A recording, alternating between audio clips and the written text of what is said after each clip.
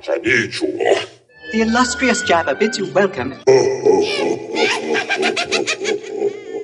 I'm going to regret this. I'm Pete Mitchell. He's Peyton Jones. And this is the Church Planter Podcast, brought to you by Church Planter Magazine.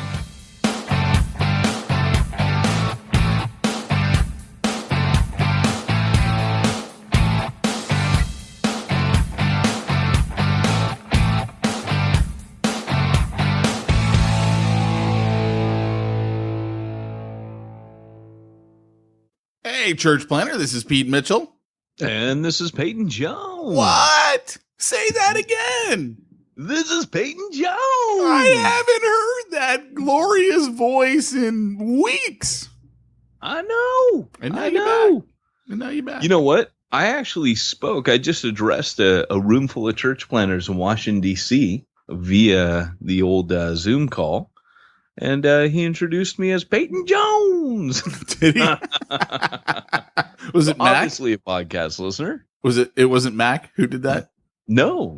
It was a guy named Clint Clifton who does some good work. Dude, in fact, we've interviewed Clint on here. That's a great name though. Clint Clifton.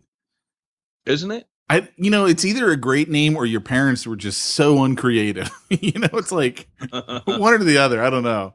But it's one of those names you can say with kind of like a little chagrin, Clint Clifton, and kind of lift your eyebrows up. A little twinkle in your eye. Yeah.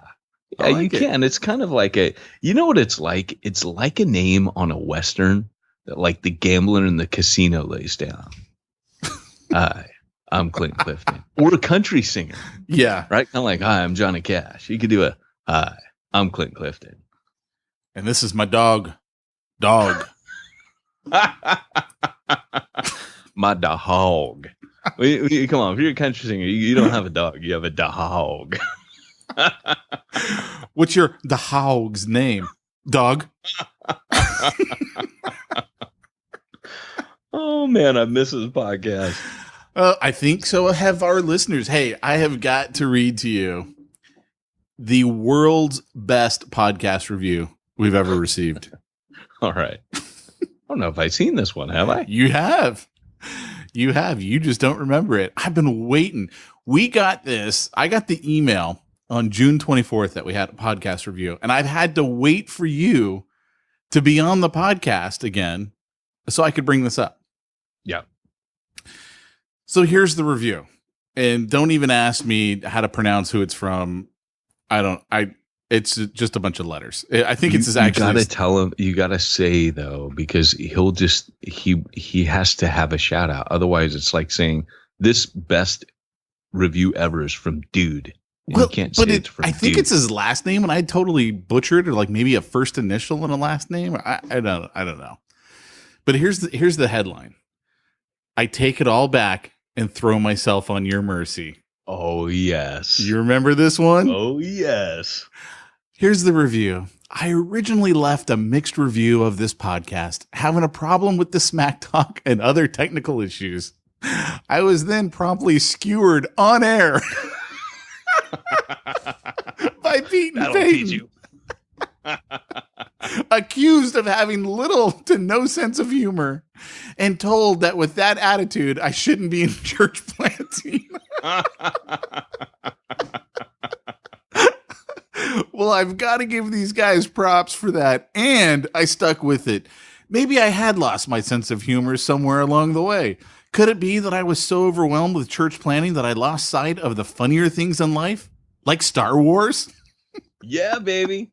So I stuck around. I listened. I embraced smack talk, and my life has been changed. Now, instead of thinking, I've got to go fast forward past all that to get to the content, I've come to realize that virtually connecting with these guys has been the highlight of my week. No longer are they hosts that are trying to glean tips from. No, they've become trusted friends, confidants, guys. I'd hang out with them if I wasn't more than a half a country away. There's great teaching to be had, don't get me wrong, but this isn't a classroom. It's a couple of friends who've been at this longer than I have, hanging out, shooting the breeze, catching up on life, Star Wars family. Oh, and church planning too.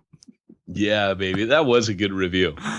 Oh my gosh, man. What makes it sweet is he's a convert, Pete. We have our first baby. And then he closes it with, thanks, guys, for opening my eyes. Get to the church plant. Get to the church plant. Dude, I'm telling you, that day that I got that, I was not having a bad day. It was actually a good day. And when I got that, it like sent me over the moon. I was like, this is the world's biggest mic drop moment for me ever. We rode you hard and we got you to come around. We beat you into submission. You know what, though? I had to go back. I was like, because the name, I was like, maybe he's making it up. Maybe he wasn't the guy who left us, which would actually be funny. That would have been cool. I know, if a guy right? wrote a fake one. Yeah. So I looked it up and in my email and I came across his original review and I was like, oh, that's right. Okay. I remember him now. And, but he wasn't the guy that like I cyber stalked and I like looked him up on his Facebook page. It wasn't that guy. It was another guy who gave us a bad review. So I thought it was the same guy. It wasn't. I was a little bit let down when I discovered that, but still. Oh man. It was a major mic drop moment because I still remember his review after I went back and I read the original. Ah, right. So we had 2 bad reviews then. Yeah. Yeah. We've had 2. Oh. 2 that people have owned up. 2 that people have owned up. No, it was 2 apparently. Oh. I don't think, maybe he wasn't as harsh with his stars.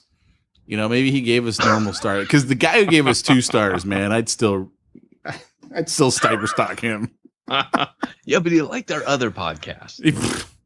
Yeah, but that's not the fun one. That's the one we barely do. That's the one we do when we're like, hey, what are we going to do this week? I don't know. Let's do a podcast.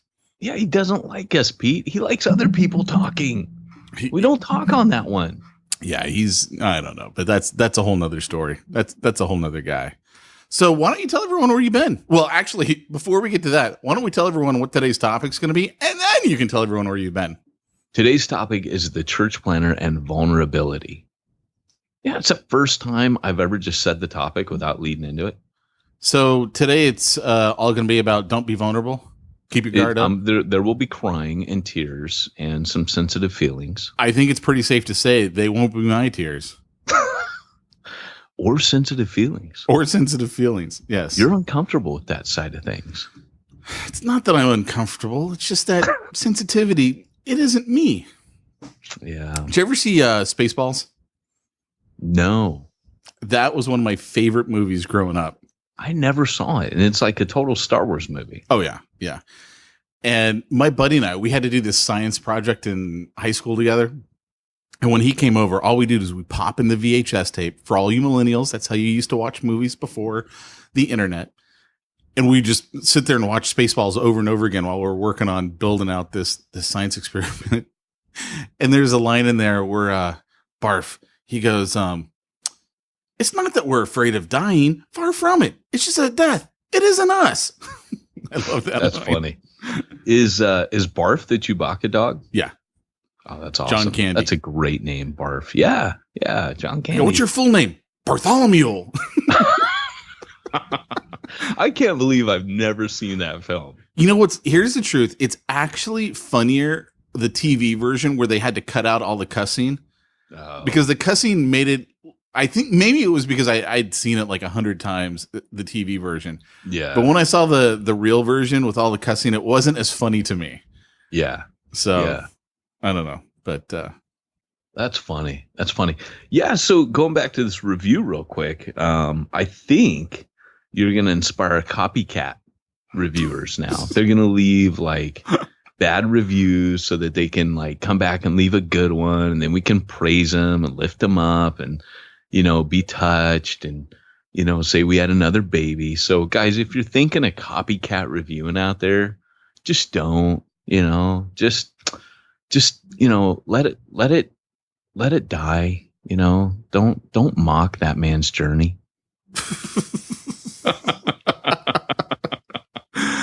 There's actually a restaurant. I believe it's in San Francisco. They got like one bad Yelp review, and it ticked them off so bad that they put out a sign that if you leave us a bad Yelp review, like the best bad Yelp review gets like a free meal or something. And so now everyone goes on there and puts a 1 star and says, this was the best, sausage McMuffin I ever had, for this price. And it was just like, but the reviews are hilarious. They're just like, good. And then Yelp got mad at them and says, we think that you are giving people an incentive to leave you a Yelp review. And it's like, yeah, we're giving them an incentive to leave us a 1 star Yelp review. But, wow. No kidding, huh? Yeah. Yeah. And yet you've heard of them. So it worked.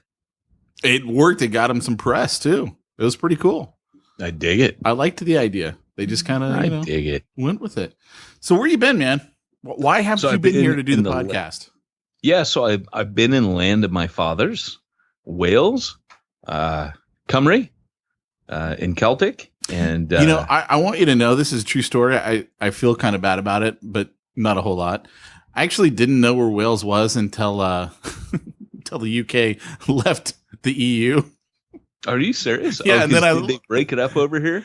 Oh, dude, it was huge over here. Like, what are they thinking? Funny? Yeah, isn't that funny? See, now for those of you that listen to the podcast, thanks to Smack Talk, you were well ahead on the curve of the Brexit. You knew before the media started talking because I was on here belaboring the fact that we never know what's going on in the world. And the media proved me wrong. For some reason, they hopped on it. But here I was talking about it way before it happened. And you knew. How's that feel? Well, they knew because we had a huge dip in the market. We went down 1,000 points.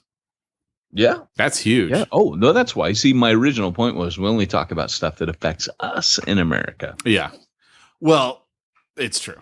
And it's so funny to watch everybody on both sides, like in America. I'm like, how do any of us have any idea what in the world is going on over there? We have no idea if this is good, if this is bad. We don't live in that world. Okay. So what's funny is I'm convinced that a lot of Americans still don't completely understand what in the heck happened, because I couldn't get to Facebook much while I was gone. But when I did, I would hear people making jokes and references that made no sense about the Brexit. And I'm like, okay, they don't understand what it is. They don't understand what just happened. Bless them. What happened from your point of view? What happened? Well, it was, I'm sure you guys know what's going on. It just was obvious to me that some people don't, like people tend to learn their facts from Facebook, but I'd never do basically that. There was a party, a very small party that was advocated that Britain should leave the EU.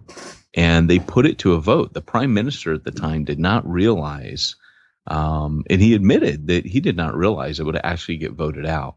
Now, big business, the media, and all of the politicians, almost all of the politicians, were for leaving the EU. But the public was not. I mean, the public was. The public was like, oh, sorry, what did I just say?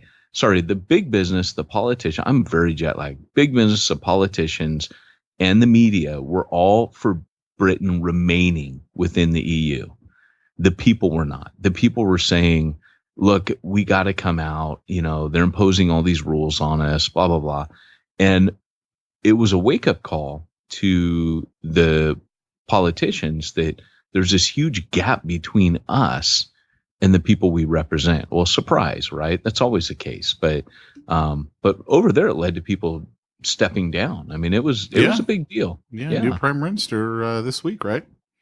Yeah, he stepped down, and new prime minister, a woman again, first time since Margaret Thatcher, and it was just a big deal, and the people are very divided. But you probably learned about Wales because all of Wales was like, "Let's get out, man, let's leave," because they're nonconformists. I mean, it's see, from a personal standpoint, not having any idea of the real impact of this, I'm all for leaving because I'm such an isolationist. Like I really cannot wait for Texas to leave the union, and I'm freaking on a plane and I am moving to Texas. Here's the thing. The Celts, what a lot of people don't realize is the English are a Germanic people. The Irish, the Welsh, and the Scottish are Celts. and Celts and the English historically do not get on well. In the past, the English ruled the Celts, and part of Ireland broke away. And Scotland has talked about doing that over the years, decided not to. Wales has talked about it. But the reality is the Celts, they've thought about independence their entire relationship with Britain. That's why there's so many castles in the Celtic parts of the United Kingdom. But Wales voted, get out, because they don't like being ruled by people. Independence is in their blood. If you look at the Declaration of Independence in this country, the majority of the signers of the Declaration were Welsh people. So it doesn't come as a surprise that they're like, yeah, man, break off from the English. Yeah, form our own country. That's just in the blood. So on the thing, on the news, they kept showing a map. Like all of Wales was like, leave, and like other parts of the UK were stay, but Wales was predominantly leave. It was pretty funny. I like it. Well, it'll be interesting to see how this all shapes up. What I thought was funny is over here on Facebook, all the like Babylon Bee sites and all that, the Christian satire sites. Yeah. Like people are feverishly reworking their end time scenarios to fit in the Brexit. I thought the exact same thing. I'm like, because I smelled a rat in the 80s when they're like, yeah, the 10 stars and the this and the that and the, there's a big supercomputer in Sweden called the Beast. People would say all kinds of ridiculous things in the 80s. And I had those chick tracks. Remember those? No. Those said some outlandish things. And you never seen those? I don't know what that is. Oh, they were these little tracks that were like total 1970s illustration. They were gospel tracks. But they had ones that were just wacky as all get out. And they were all about like end times, and some of them were. Nice. One of them's like, the Pope's the Antichrist, and here's how. I cannot tell you how many times I heard that growing up. Not from my family, but from like, quote unquote Christian friends. Dude, that was funny. Pin the tail on the Antichrist game of the 80s. That was a hoot. You had who's it? The Pope. You had Saddam Hussein. You had Gaddafi. You had Howdy Doody. No, I made that one up. But I mean, there was a lot of people. You probably had Fairchild. What was that stinking Lady Fairchild? That was the Antichrist right there. Lady Fairchild. Oh yeah, from Mr. Rogers. She scares me. Fairchild. To this day, she scares me. Covered her before. I mean, hey, Stephen King writes a book called It, right? With what was it? Samwise the Clown or whatever it is. I don't think I ever watched that one because I don't like clowns, man. And I'm like, I got to pass on that. Yeah, I can't remember what his name. I know it's not Samwise. That's from Lord of the Rings, like Clockwise or something stupid. I don't know. Someone will write it and go, hey, man, get it right. But I'm telling you, he should have written the book about Lady Elaine Fairchild. That's every child's worst fear, not the clown. It was mine. So, hey, Bean over there, what did you hear about all of the stuff going on over here with all the race and cops killing people and cops getting killed and all that? What did you hear? Yeah. We you saw. I mean, it was interesting because I was on a farm, so I mean, I was in the middle of nowhere. I had to take a couple conference calls and jam down to some dude's house I didn't know and be like, hey man, got to use your internet again. He lived down by the pub, so his internet was rocking. And the people I was staying with, they didn't have it. I got to tell you about him in a minute. They didn't have the internet? Well, they had it, but it was like you and I couldn't have done the podcast, Right. It was terrible. But anyways, so I got it in snippets. I didn't get a lot, but I mean, to be honest, I think when it comes to this issue, right? I know it gets highly charged, and I know people were arguing and raging over it. I missed all that. I stayed off Facebook while I was gone. I mean, if you look at my Facebook, I think I reposted the quote by Humphrey Bogart, and I said, "Hey, coolest quote from a guy whose name is slang for boogers."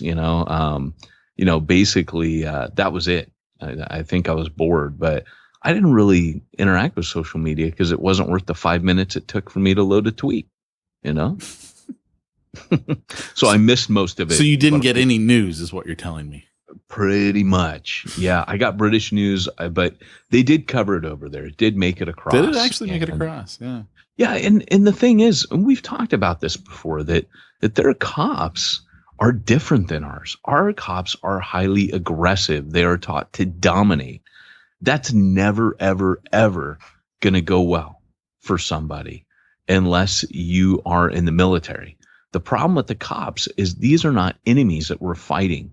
These are our own citizens that we're dealing with. And when you teach someone to constantly aggress and dominate people, even including their own citizens, most people don't realize, but that's a very difficult thing to teach people, and then not have it backfire in your face.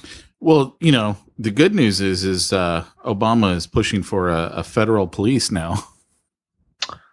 Yeah. Like, that's going to solve the problem. Literally. It's going to be different people. How do they think it's going to be different people? You're just going to ship in a guy from Oklahoma to go now work in Oregon? Yeah, we have a federal police. They're called the National Guard. But those aren't supposed to be federal. Those are actually state. Those aren't federal. Well, you know what? The president has to ask the governor to take the National Guard. Yeah, there's logistics, but the reality is they're basically like the military's form of policing the U.S. Well, I know. But it is not federal. No, and I'm not saying that, but they act as if they're federal. When you're shipping the National Guard to Iraq, okay. And well, yeah, that's because again they ask, hey, can we have these National Guard units? Yeah, we need them over here. But make no mistake, the governor is not over there moving the National Guard. No, not it's at all being done federally. No, because then they're on loan. Yeah, my brother works in the Pentagon. He's actually an officer in the National Guard. Nice, it's pretty high up. Nice. Yeah. Yeah, it was pretty brutal over here, man. It was heartbreaking on every level, like every level.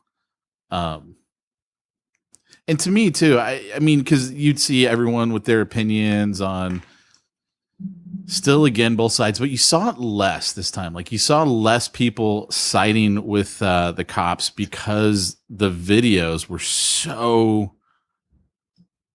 Like, even though they weren't complete, there was so much there. You're like, what are these cops thinking? Like, how did they do this? And so there were a lot less people like standing up for the cops this time than usually you get. Because usually it's almost down race lines, right? It's almost that way here in the U.S. All the white people go cops. All the black people go black guy. And I mean, it's just like the race lines. But this one, not as much. Not as interesting. much. Yeah, I mean, like I said, because I wasn't here, I can't really comment on it. I mean, I don't, at least people's reaction, I didn't see it. I just know that the Brits, it's funny when you're over there because they look at you and they go, well, like your presidential thing. And what's funny about the Brits is when they ask you a question, they ask as if they're very sincere. Really, they know exactly what they think, but they're asking you like, so, and once you start understanding the subtlety, you pick up on it right away. Like, like I always smile, when they ask those questions, because I know they're already thinking, you guys are nuts, man. Look at so they'd be like, so how are you finding the election this time around? And meanwhile, inside they're thinking, do you want Bozo the Clown or do you want Ronald McDonald? And this is the first election that I've looked at the two major candidates and gone, wow, you're both so much worse than the current guy who is the worst president we've ever had. I mean, wow, I'm like astounded by this. Yeah, it's pretty true. And that guy came after Bush, who was the worst president we'd ever had up until him. I'm like, wow. Yeah, it's pretty interesting. So my response was like, hey, you know what? You asked me. Let me ask you another question: death by hanging or death by electrocution? That was, that's all I could think. Right. Interesting, man. Let me ask you. This is actually a serious question. I know we got to get into our topic, But my question is this: since are you a math pastor? No, since okay. slavery went through England, like the slave trade went through England on its way to the States, and as a white guy being over there, how did you see the race relations? Like, what is it like in the UK? Because they've got more complicated factors, right? Because it's not just black and white. Yeah. It's the Celts, it's, the Irish. You've got all these other. Well, and your intermarrying there is okay. You barely see. You say what? You don't really see Mexicans. I met one Mexican in 12 years, but you see lots of Pakistani people, Indian people, Arabic people, people from the continent, people from African, Caribbean, anywhere, which is pretty much everywhere. The Brit never had a colony. You will see people, and there's a lot of inter racial marriages that they're light years ahead of America on this, which is fantastic. But in Wales, when you ask, I remember I was in Wales, and you say race relations, and I'm like, what race relations? There's like all of 3 black people in Wales. You know what I'm saying? I think all of them went to my church. There's barely a African population in Wales. It's just it's pretty much it's like when you go to Sweden. Is the race relations more between like you said, the Celts and the Yeah.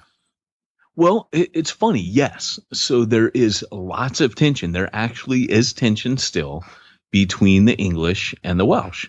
And the other tension that's there, which I find fascinating, is in the same way that white people in border states would complain against Hispanic people coming, taking all the jobs, all that. And by the way, I think that's rubbish.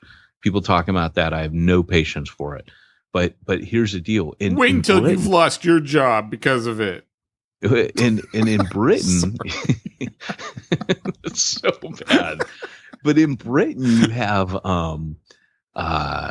Polish people. There's a lot of Polish immigrants in Wales. So because they've come through, it's the same exact talk. You could literally just take a soundbite from someone's mouth in here, edit it to say Polish instead of Mexican. It's the same exact talk. And I remember sitting in sociology class in college, and my teacher, I remember him saying, look, people, when you hear of all these wars, people will say it's religion.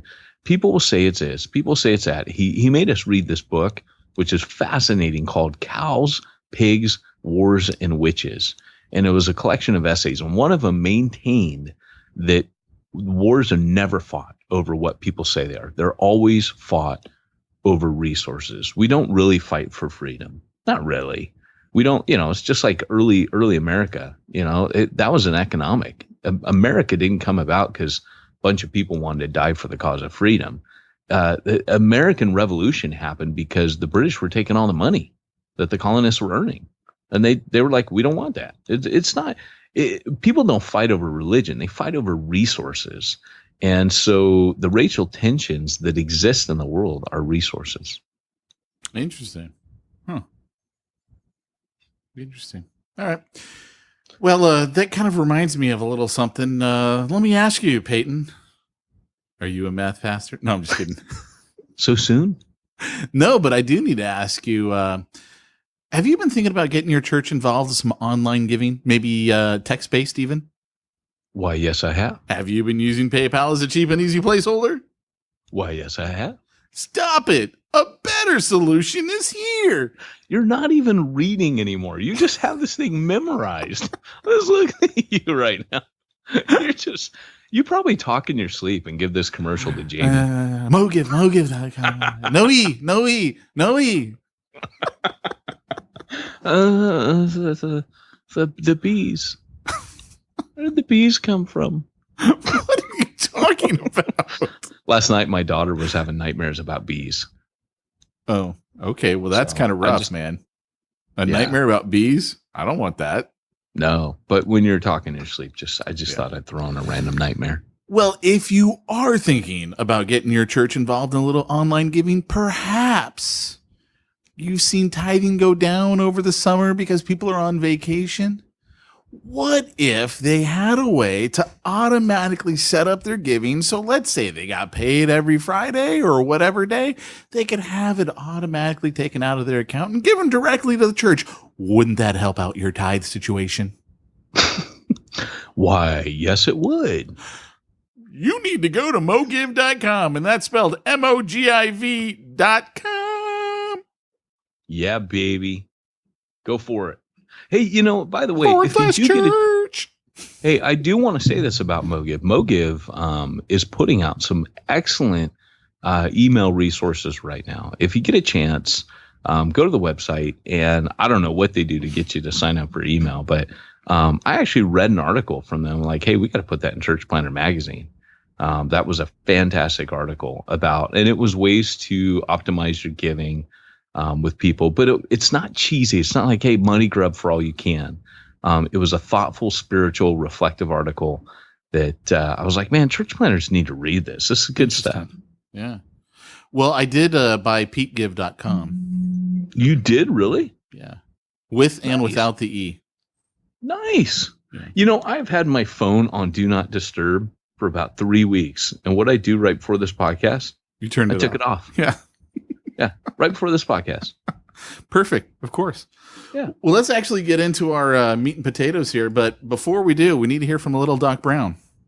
Great Scott! It's time for this week's topic. I've missed Doc Brown. Me too. By the way, you can get the trilogy on Blu-ray on sale right now for like $15 for all 3 movies. No way. Yeah. Oh, dude, I'm so doing that. Yeah. You don't have a Blu-ray player, but that's good. I do so. Where do you get that from? Hey, there's like new things. I went to go buy something the other day and they're like, you can buy it on, I don't know. There was like 2 more levels of like maybe 3 more levels.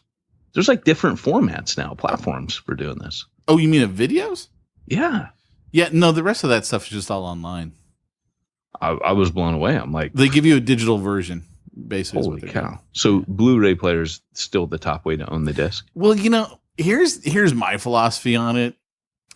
I've been converting slowly over to the digital on Amazon specifically because when I go on long trips, I'd rather just download the movie and then give it to Luke and let him watch.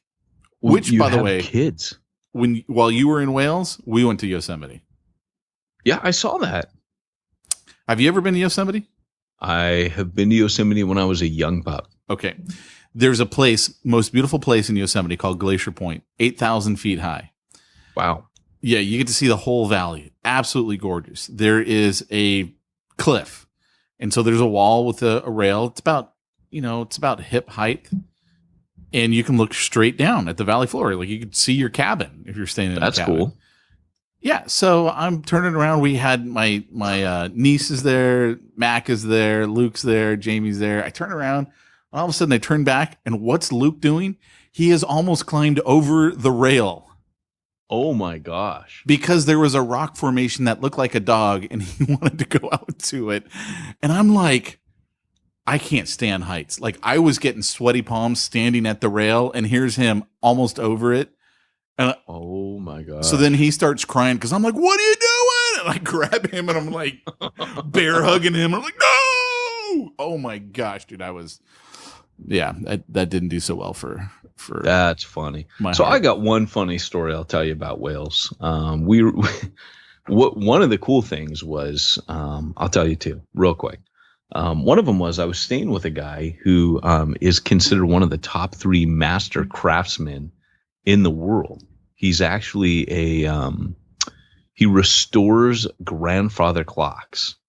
Not just like the one for, in grandma's living room, but ones that are hundreds of years old, like things that cost as much as your car or maybe half your house. Things that are kind of like relics, like they're high-end market pieces. They move through Christie's and London's, the real high-end markets of antiques, and he gets sent these. I remember once they were telling us, hey, there's a clock in our car. We stopped by the house and they're like, there's a clock in the back of our car that's worth more than our house. And it was pretty funny, man. The bottom line is that this guy, restores these things so that they look original but used. So he can't just restore them and make them look new. He's got to age them too. It's pretty cool. So then he sells them on eBay? No, he only works by commission. He doesn't advertise. He's so well known in that industry that there's like a waiting list for him to get through these clocks. It's pretty cool.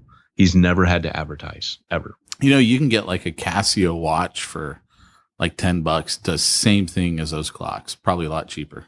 Yeah, but it's a thing, man. He was telling me there's this guy in the Bahamas who owns like a warehouse. He just collects them, and he doesn't even appreciate them. He's like a billionaire, and he just buys these things off the market, and they go into this room. He goes, "Yeah, just put them back there in the room." He doesn't even appreciate them. He just collects them. I guess there's some weird thing about them, you know. But they're definitely it's like gold bricks, man.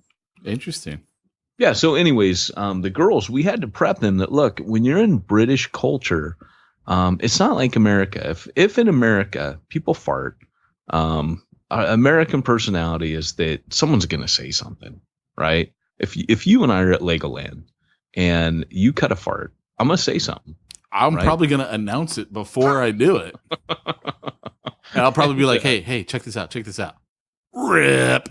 But yeah, anyway. But in Britain, it's like, it's ironic because they fart a lot in public, but it's not culturally okay to say anything. You must not acknowledge it. You must pretend that never happened. What if you can't breathe and you are dying? My roommate in college, I would be like, seriously, you got to do that. You have to leave the room. It is that bad. What do you do then? It's just people cheek sneak. They just let them go all the time. It's not okay to pick your nose in public. That is not cool. Americans pick their nose a lot. In Britain, you don't do that, and you don't spit. You cannot spit.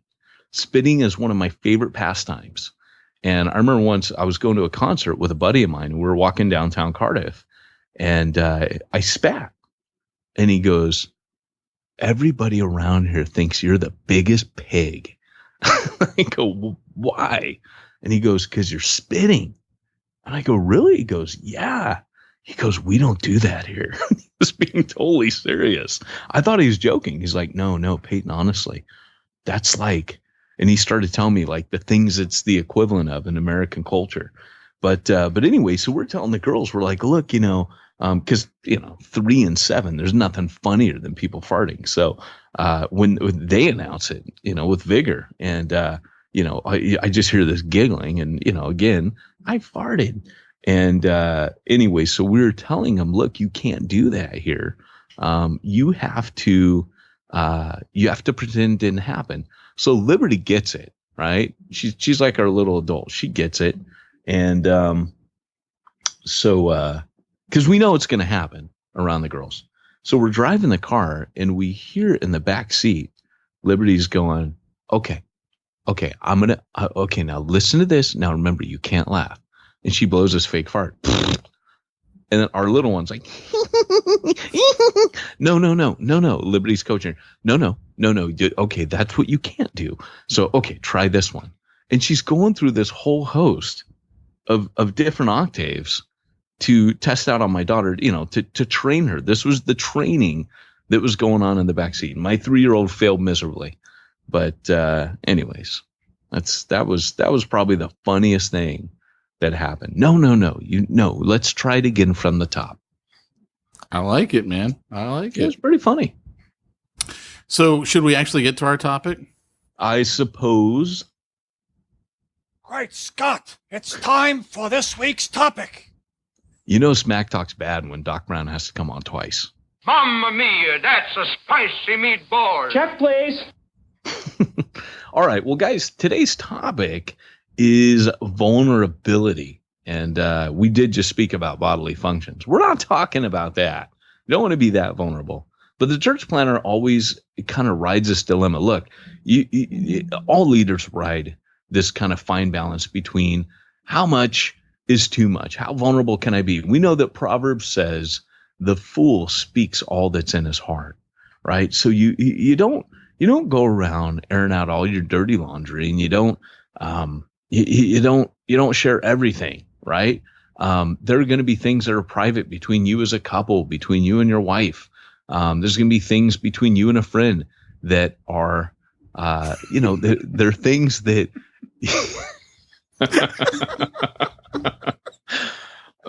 Hey, I'm jet lagged, man. My resistance is bad. Pete's messaging me funny stuff. But here's the thing. You're going to have really a dilemma, because in one sense, the church planner, more than any other leader, needs to be able to be a real person. You need to be vulnerable. I would say, I mean, I've said that you need to be more vulnerable than other people, and I'll tell you why. Because you need to earn trust. You need to earn it quickly, and people trust someone who's vulnerable. People don't trust leaders that are polished, especially in today's culture, especially in today's generation. The millennial generation will not trust someone who, acts like they got it all together. We inherently know when we watch films that if a character is not presented with flaws, that eventually the plot is going to reveal something down the road. We don't trust that character. And screenwriters will tell you that when you're writing a character, you write them with flaws. And when you write them with flaws, the reason they say to do that is because the audience more readily identifies with that character and will then care about them. Now, think about that from a leadership context. Think about the fact that you're communicating the gospel to people, right? You're sharing about Jesus. You're not to lift yourself up. I must decrease, he must increase. So to share a flaw means that people relate to you. How important is it to relate to people as a preacher? It's huge. Lloyd Jones used to say that preaching is a relationship between the listener and the preacher. And so it's the first thing you do. I'm not for being a comedian from the stage, but I do think if something strikes you as funny, you being natural, being sincere is probably the most important thing. And I think, again, we've mentioned this before when we did our preaching series. It wasn't like all 12 episodes or something, but we've mentioned this before, that Pete and I do this podcast in the way we do it because we want people to see, hey, we're real people. We are real people. We're going to talk about things that require a supernatural God to have happen. There are some things in church planning that are natural, but there are some things in church planning that are supernatural. And we believe in a supernatural God, but we also believe he naturally works through people who are not supernatural. And for that reason, being real is a big deal. That's where Paul came to when he said, hey, I had a thorn in my flesh. And probably the best lesson in the New Testament on vulnerability is the letter of 2 Corinthians, wherein Paul really opens his heart up to the people. And he's super vulnerable because he feels that they need to see his heart. They need to see how much he cares. They need to see that they've heard him. And he needs to share with them really for the gospel's sake so that they can continue to receive the message. It's not so much the messenger, but the messenger has to be vulnerable so that the message will continue to have power and effect. So they haven't written him off, if that makes sense. Interesting. I mean, when we're talking about being a church planner and having, vulnerability. Sorry, if I trip over my words, I'm still very jet lagged. I'm only a few days off the plane. But when you talk about vulnerability, the question is how much. Like I said, you can't share everything that's in your heart. There'll be things that you'd be betraying your wife. You'd even be betraying yourself. There are certain things. For example, in American culture, we don't really value apologies. Have you noticed that? Well, I'm sorry, but I haven't really noticed that. Really? See what I did there? What's that? What'd you do? I'm sorry. I haven't really noticed that. No, I missed that. That's right over jet the lag head. talking. That's because you don't really value it. I got you. Yeah. So the apology in this culture is seen as a sign of weakness. Right? Not only a sign of weakness, but it's it most of the time is seen as it's either going to be very fake. It's like the politician apologizing. Yeah.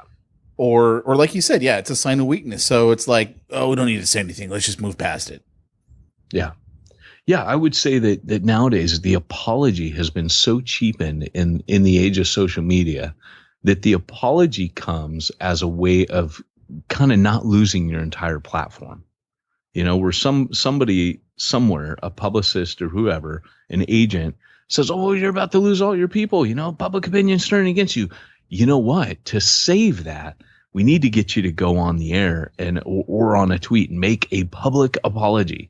And I always look at these and I think, man, these apologies are not sincere. As you said, they're not sincere. Well, they're not sincere. And sometimes people are apologizing for things that they shouldn't be apologizing for. Like if you genuinely feel some way, why am I going to apologize? Yeah. Because it's not politically correct to feel this way. I feel that way. Yeah. And the reason that they're upset is they work in the area of public opinion. You know, no one wants to see a movie with a guy who believes boom, boom, boom. Or no one wants to buy a record of a guy who. Or says, how dare boom, boom, you boom. say that you can't have, the whole transgender bathroom in school policy in California. There was a recent article on, I believe it was like ChristianPost.com of this guy in the Bakersfield area who's been on the school board for 12 years. And he has to leave because he voted against letting, boys go into the girls' locker room, girls going into the boys' locker room. And he was told by the attorney that he couldn't be defended because it's illegal for him to vote that way. And he's a bigot. He was told that by the county attorney. So he's like, I have to resign because I feel this way. And in our society, that's the kind of thing that you're told, well, then you have to apologize publicly for that. And that's the way the guy feels. And apparently everyone came out and supported him and all that, but that doesn't matter. Yeah. And I agree. I think that people rarely change those deep-seated beliefs overnight because someone got mad at them. I think that these are long-held beliefs that people have. And because of that, it is cheapening our belief in the apology. And to be honest, culturally, we don't readily apologize. Apologies are seen in our culture as a sign of weakness.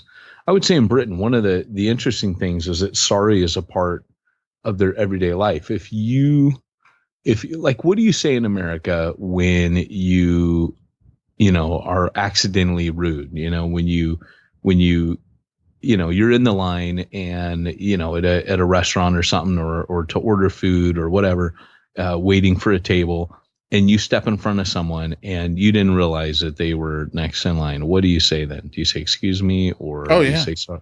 I'd say, I'm sorry. Did I cut in front of you? Yeah. So the interesting thing is that sorry is the most common phrase that a British person will utter. Right. Instead of it's not even that. It could be even like you brush up against it. Oh, sorry. It could be that. And I don't know if it's the same in America, but what I know is I rarely hear people being vulnerable because we have this deep-seated thing about being weak. We got to be strong all the time. We have to look tough enough, smart enough, and darn it, people better like us. And as a church planner, particularly as a serial church planner or a church planner who wants to be a multiplier, you can't lead like that. You have to be real. One of the key things that I see in the Bible about all of the leaders is that they are not perfect. The Bible makes no mistake. It doesn't want you to make any mistake that these were human people. Paul, when he writes about Peter, says post-Pentecost, Peter fell into hypocrisy, people-pleasing again. Paul wants you to know that Peter was human. The Holy Spirit wants you to know that Peter was human. Luke at the same time writes about Paul, and says he loses his temper. The Acts narrative, and if you put that together with Galatians, tells you that first time around, Paul didn't really plant that well. These guys were not superstars. They were human beings reliant on a supernatural God. And being vulnerable, I think, is one of the ways that we point our people to that. And that empowers them to still be real people.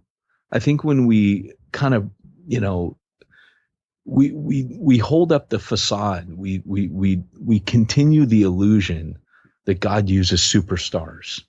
And the New Testament is just bending over backwards to tell us these guys were far from perfect. And I know our last podcast, I think I mentioned 2 Corinthians. You go back and you read 2 Corinthians, and it's just Paul constantly lowering his guard.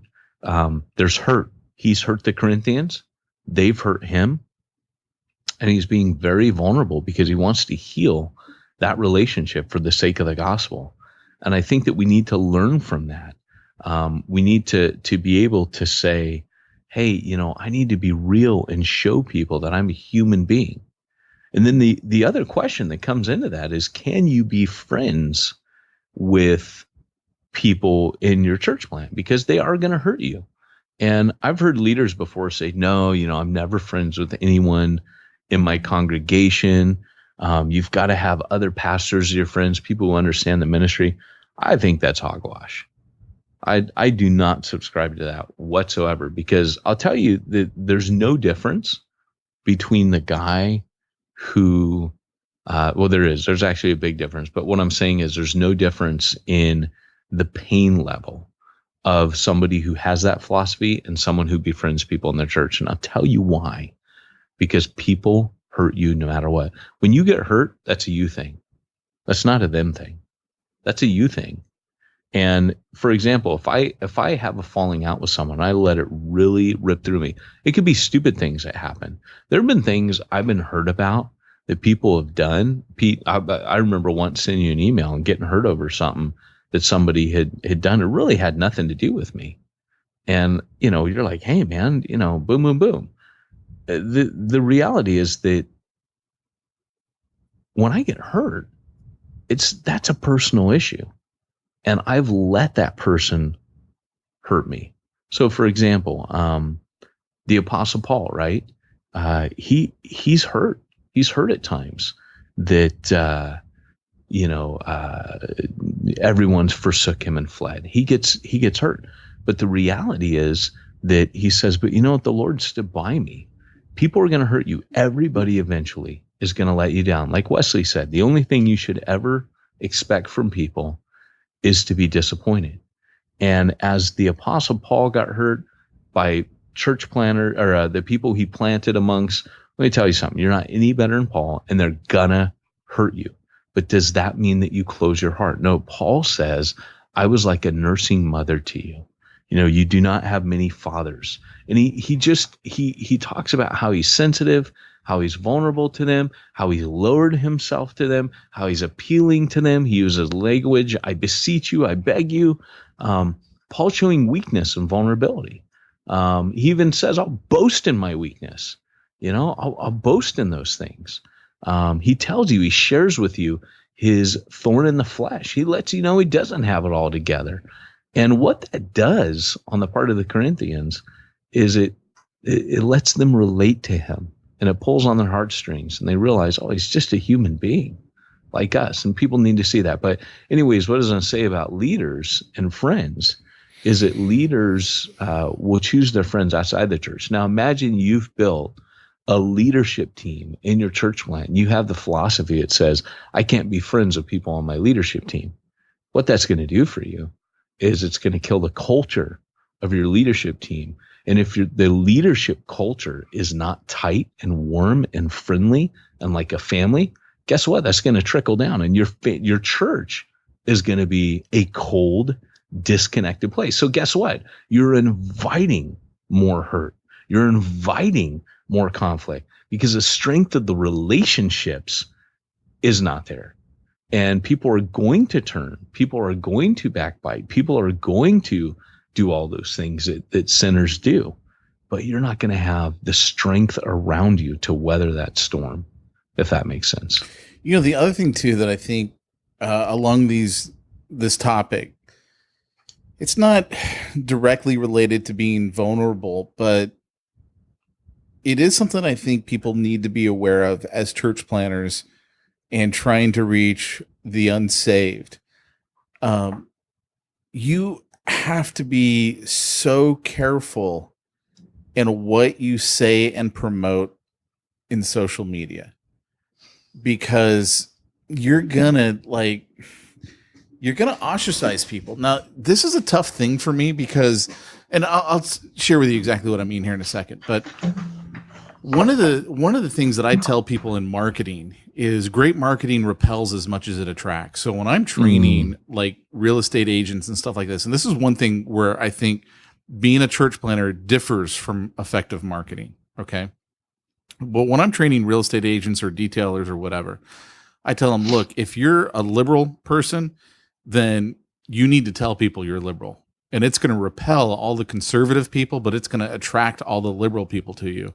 If you're conservative, then you need to, be Go George Bush or whatever conservative people do online. I don't know. I'm not Go George Bush, but, and it will repel the liberal people, but it will attract the conservative people to you. The problem that I see online with church planners, and I think this does cause a lot of hurt, especially with what's happened in the last couple of weeks. I mean, I've literally seen so many church planners who I know, and they're like going up in arms about how dare they take away our guns. And, if more people were armed, we'd have less issues. And, and it's like, I get that because I'm really conservative as a person. Like, I'm so conservative, I can't stand the Republican Party. They're way too liberal for me, right? Right. And I used to have a political radio show. So I have a very, defined persona, if you will, politically. But I've learned after having done this podcast and 180 some odd episodes with you that I need to put that on the back burner, because one, when we were church planning in Long Beach, that's not Long Beach. Long Beach is liberal as can be, right? And I'm going to be repelling people who I want to attract, right? Yeah. That's what I'm saying. That's a thing where it differs from marketing. In marketing, I'd be like, go ahead and repel those people, because that's not your ideal client. Well, that is our ideal client, if you will, for the church, because they're not saved. Not because they're liberal, but because they're just not saved, and that's the area that we were in, was a very liberal area.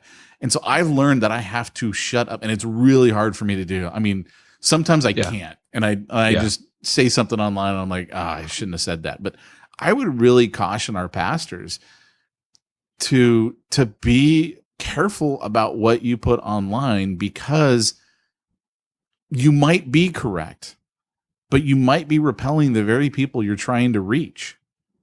And I think you got to be wise in that. I mean, this is a tough thing too, right? Because there are social issues that demand we take a stand. I mean, imagine if all of the white pastors said, you know what, Reverend King, this is going to upset too many people, and I'm not going to be able to reach my white neighbors. I mean, you know what I'm saying? There are some social issues that you have to come out and say, but then there are other things that I don't think are the same. I actually saw one pastor use that in an argument. Well, what if we didn't take a stance on, segregation? And it's like, okay, but that's not the same thing as gun control, right? Right. We're talking about two totally different things. And so I know it's not totally on the topic of vulnerability, but that's where my mind is going, as I'm hearing some of the things that you're saying. No, but you're right, though, because there's also this other principle that what you're getting at is where Paul says, hey, I became all things to all men so that I might win some.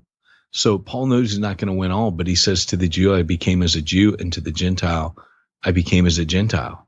So he had to put his personal, some of his personal preferences aside as a good missionary and realize I've got to reach people. And so I get what you're saying, where, like you said, in the marketing world, you say, hey, just choose your side and go be true to who you are on all these opinions.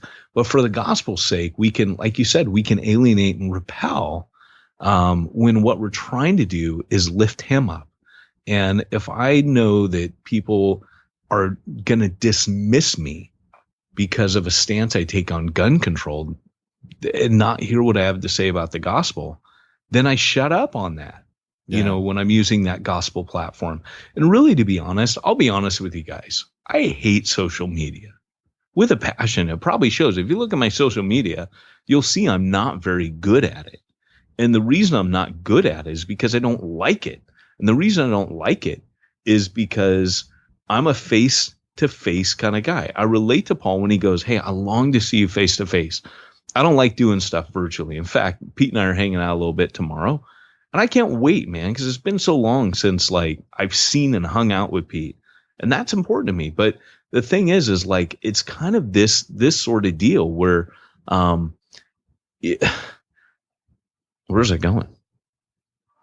Where Paul goes, hey, face to face. So I hate social media because I want to do things in person, because for me, all the really cool stuff, discipleship, friendship, relationship, that stuff gets built in person.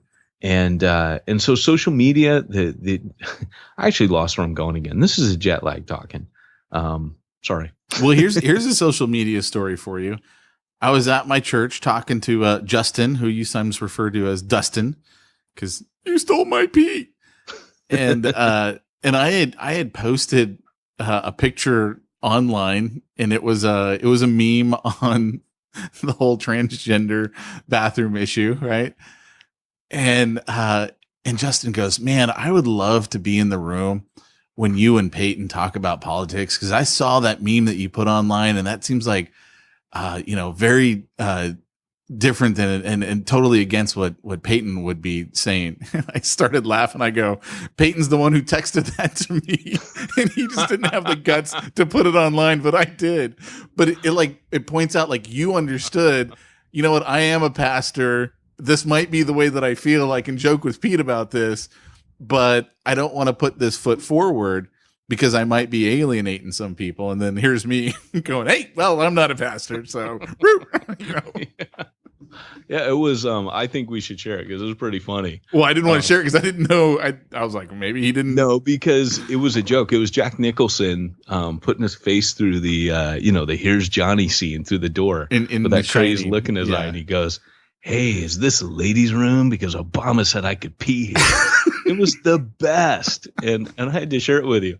And you and I, our humor is really off color. And to a certain degree, I think, again, that makes us real. And, this is what people kind of need. I was going to say earlier, social media for me, I'm on there for the gospel. That's what I was coming back around to.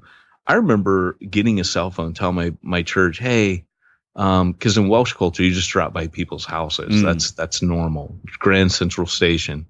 But I remember telling them, hey, don't send me texts of pictures of you eating a cupcake. I don't care about that.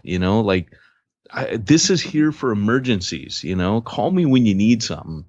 And but when I had the book come out, Church Zero, cha-ching, it basically said, my agent, everybody, the publisher, hey, you need to have social media. That's the only reason I'm on it. And I figure I'm on it for gospel reasons. I'll keep it to gospel reasons. The world and Facebook don't really care what my political persuasions are. And let's be honest, that's not where the fight is. If I want to win a political battle, I don't post on Facebook, right? If I want to win a political battle, it's a little bit harder than that. You got to do a little bit more. It's kind of like when James says, hey, Christians, you're substituting talking for doing. Be a doer. So I don't even see that Facebook is really the place to be doing that stuff. So anyways, I use it solely to promote gospel stuff. But anyways, we're out of time because we told too many stories. That's what happens. You keep Pete and I away for too long. I'm going to finish off with one last story, because it has to do with what we just wrapped up here. There's a couple in our community that we've started to hang out with, more Jamie than me, because of the kids, right? We met them through the kids, which is, I guess, what normal adults do. I have no idea. I don't know how to meet people very well. Me and Hugh Jamie Alter, handles all man. that department. Yeah. And so anyway, we had them over for dinner a couple of weeks back, and it was interesting. I really doubt they're saved. I mean, we haven't had that conversation, but I really doubt it, right?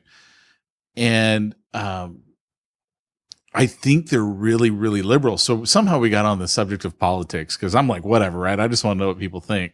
And it turns out, the husband is a Donald Trump supporter and the wife is a Hillary. You met one. I've not met one yet. I know, right? And at first they didn't want to go down that because they were afraid, can we go down this path? Because that offends so many people. And I'm like, so you're for Hillary? And she's like, yeah. And then I find out later she went to college in San Francisco. I'm like, oh, well, San Francisco, come on. I mean, that's like, of course, liberal. Pigeonholed you. Yeah, come on. And what was funny though is he goes, well, I believe in a lot of those conspiracies. And then he gets really quiet and he leans over to me. Like, keep in mind, this is just us. We're in the backyard. Chemtrails. he goes, why are there so many Jews in power everywhere? And I'm like, whoa, okay. Gosh. No. I was like, wow, we went there. You are a Trump supporter. But it was, if we had this conversation first, you wouldn't have had to say who you're voting for. And I was like, by the way, guys, if you're a Trump supporter, I'm not saying you're a racist. That's just we're just saying you're a bigot and an idiot. No, I'm just kidding. Oh, no, we're not. We're not. What I can say on the podcast, I can't say on my Facebook. If you're listening to this and you stuck around this long, this is what you get. No. But I think by now everyone knows not to take us serious. But, I think it's fair to say. Well, I would hope. Probably not. Not that one guy. Not the one guy I can still ride because he gave us 2 stars. Hey, you know what? At least you've still got a guy you can take out all your angst on there the we podcast. go. I was kind of sad to lose that. I thought it was that guy until I looked it up and I was like, oh, it wasn't that guy. See, and I kind of had a holy moment, because I wasn't really mad at him. You were, which is ironic, right? And the funny, I didn't care. And so the funny thing was, I'm looking at it going, oh, that's kind of beautiful. We changed someone's life. We helped him be a better man. Well, anyway, but my point is, you got to be careful. You got to be careful when it comes to certain issues. Because I don't want to alienate them. I mean, we're just getting to know them. Well, and just to sum up. And if people found out just how crazy conservative I am, I'm like Ted Nugent crazy conservative. I'm like, stick me in the middle of the woods with some solar power and a well, and I'm happy. Totally you off hate grid. People. I know. You hate people. That's normal for you, Pete. Your politics just follow that. Yeah. But here's and I'm only teasing. Here's the deal. The reality is, when we're talking about vulnerability, you need to be vulnerable, but you need to know how far to go. And I think that's the best way to sum it up. Is there's certain things Paul said, hey, those are just personal preferences. I'm not going to be an idiot. I'm going to keep that to myself. I'm going to be like a Jew when I'm in Jerusalem. I'm going to be like a Gentile when I'm in Turkey. And but as far as with people, he really everything was trumped by the gospel. And I think when you talk about vulnerability, hardwired into our team is this team leadership. And that begs the question of vulnerability. Just because I, as an apostolic leader, I'm basically telling people, hey, don't see it all. And I can tell you, I can watch people breathe a sigh of relief when they know that I, as a leader, recognize that I'm 1/5 of the equation, 1/5 of the leadership team, and that I only see 1/5 of what I'm supposed to see. And that people get trust. They go, wow, really? So you don't take yourself that seriously, but you take God pretty seriously. I can go with that. And I think that's kind of our philosophy on the podcast. Pete knows I'm no different than how I am on here than I am in the church. A lot of times the sense of humor, the tongue in cheek, the kind of the twisted grin, it's on my face the whole time. And people have come into refuge knowing that we're going to get sincerity here. We're going to get real here. We're going to get, we're not going to be snowed. We're not going to be entertained. We're going to get a real human being, but we're also going to get a real Jesus. And that's what people need to see. And that is my piece on war. I'm out. Mic drop. Before you go, let me ask you, are you a math pastor? Well, you know, Pete, because I'm vulnerable, I can readily admit that no, I am not. Well, I would just like to say that if you need help with all of the administration side of church, keeping yourself out of jail by doing the wrong things with the IRS, making sure that tithe is done correctly and allocated to the right departments and all of that, then perhaps what you need to do, you need to hook yourself up with a little simplifiedchurch.com. Right on. Simplifiedchurch.com. We take all that math and do it for you. We take all that math crap. We make it ours. Well, that's it. We're done. Yeah, we're done. All right. So until next week. What's the sign off? Do you even remember how to do it? Oh, yes. Let's see. Hold on. It's not Arnold. It's Get hey, to church the planner. church blind. Get to the church blind. Go now. No, that's the wrong one. That is the wrong This one. is the right one. Hey, Church Planner, you've been listening to the Church Planner podcast with Peyton Jones and Pete Mitchell, reminding you if you want to reach the ones no one's reaching, you need to go where nobody's going and do what nobody's doing.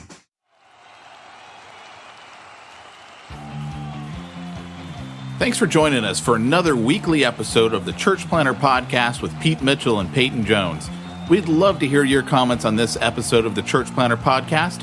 Visit us online and let us know what you thought at churchplannerpodcast.com. If you subscribe to us via iTunes and have enjoyed the podcast, leave us a positive review.